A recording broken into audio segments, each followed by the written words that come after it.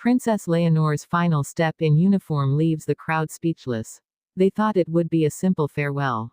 A routine ceremony. A princess walking her last step in military uniform. But what unfolded on that day left the entire crowd stunned into silence. And it wasn't just because of what Leonor did, it was because of what it meant. The symbolism, the history, the emotion in every stride. The kind of moment where time seems to stop, and thousands of eyes see not only a young woman in uniform, but the future of Spain herself. Yet, what if I told you that this final step was never truly an ending? What if it was a beginning that no one expected? This is the story of Princess Leonor's final step in uniform, the salute, the silence, the shock, and the wave of emotion that rippled not only through the crowd, but through an entire nation. And as we unfold this story together, you'll see why people were left speechless, why tears filled the eyes of strangers, and why this moment is already being written into history. For months, Spain had waited. Leonor's military training had been followed with the kind of curiosity that few heirs to the throne have ever attracted.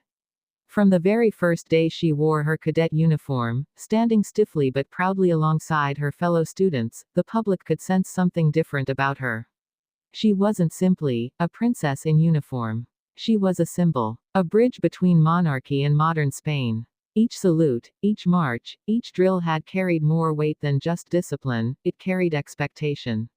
And now, at this final ceremony, the expectation was about to break into reality. Parents, veterans, officers, and ordinary citizens filled the academy grounds. Cameras flashed. Voices hushed. Even the breeze seemed to hold back, waiting for the moment to arrive. Everyone assumed it would be a respectful goodbye. But Leonor had something more, something deeply personal, that would change how history remembers this day. As the music began, her footsteps echoed across the courtyard. Polished boots striking the stone ground. A rhythm that seemed almost too perfect, too heavy with meaning. She walked with her chin high, her eyes steady, her presence commanding. And yet, there was softness there, a tenderness that reminded everyone that she was still just 20, still someone's daughter, still a young woman carrying burdens most could never imagine. When the moment came for her final salute, the crowd held its breath. Leonor raised her hand with perfect precision, but in that gesture there was something unmistakably human. This wasn't just a salute to her superiors. It was a salute to Spain, to the generations before her, to the sacrifices of soldiers and the hopes of citizens. And then, it happened. Instead of turning sharply and marching off as tradition dictated, Leonor paused. Just a fraction of a second, but enough for everyone to feel it. Her eyes swept across the crowd, locking with her family, her father King Felipe, her mother Queen Letizia, her sister Sofia. For a fleeting moment, the formality broke, and what remained was love. Raw, visible love. The silence that followed was unlike anything else. You could hear the wind again. You could hear the faint rustle of flags. Some in the audience later said they felt chills, as if Spain itself had taken a breath. Why? Because in that pause, Leonor showed that she wasn't just performing her duty. She was embracing it. Not as an obligation, but as a calling. That was the shock. That was the reason the crowd fell silent. Not because she made a mistake, but because she transformed routine into something sacred. But to truly understand why this mattered so deeply, we need to step back. To understand the weight Leonor carried into that courtyard. From the moment of her birth, she was destined to inherit the crown. Yet unlike monarchs of old, her path has been forged in the constant glare of modern scrutiny. Every gesture dissected, every word measured. And yet, what truly defines her is not just her title, but her willingness to serve. That's why she entered the military academy. Not because it was expected, but because she wanted to show Spain that leadership requires sacrifice. Throughout her training, stories emerged, of long nights, grueling drills, moments when she pushed herself beyond exhaustion. And yet, never once did she ask for special treatment. Officers who worked with her spoke of her humility, her persistence, her quiet strength. She wasn't simply there. She belonged. That authenticity was what the public had begun to sense. And now, in this final step, all those months of discipline crystallized into a single unforgettable gesture. When she lowered her hand after that last salute, the applause came, not roaring, but rolling. A wave that grew louder, fiercer, until the entire courtyard shook with it. Veterans who had sworn never to show tears were wiping their faces. Parents clutched their children closer. Even King Felipe, a man known for his composure, was seen pressing his lips together tightly, holding back emotion. For him, this was more than pride in a daughter. This was the assurance that Spain's future would be in steady hands.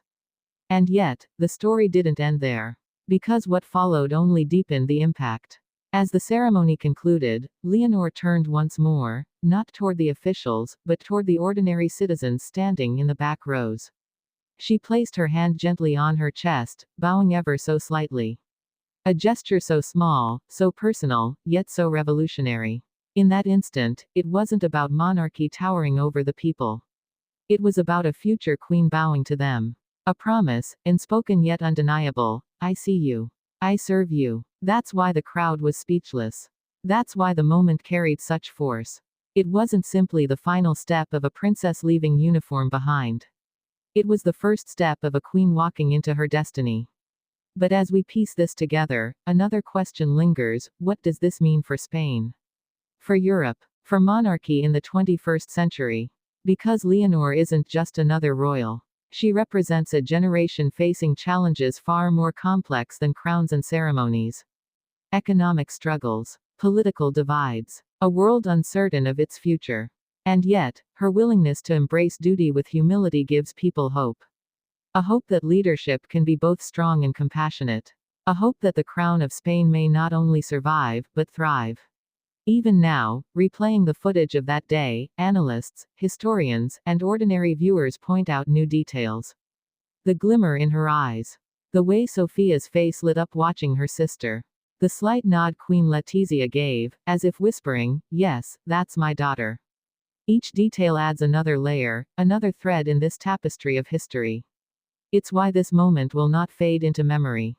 It will be studied, cherished, and retold for generations. And so, as the sun set on that ceremony, and Leonor left the courtyard for the last time in her cadet's uniform, Spain knew something profound: this was not a farewell. It was a promise. A promise that when her time comes, she will wear not just the crown, but the weight of a nation, with the same grace, humility, and strength that she wore her uniform. That is why Princess Leonor's final step in uniform left the crowd speechless. Because it wasn't just a step. It was a statement. And though no words were spoken, the message rang louder than any anthem, any speech, any proclamation. Spain has seen its future queen, and she has already begun to reign, not from a throne, but from the heart.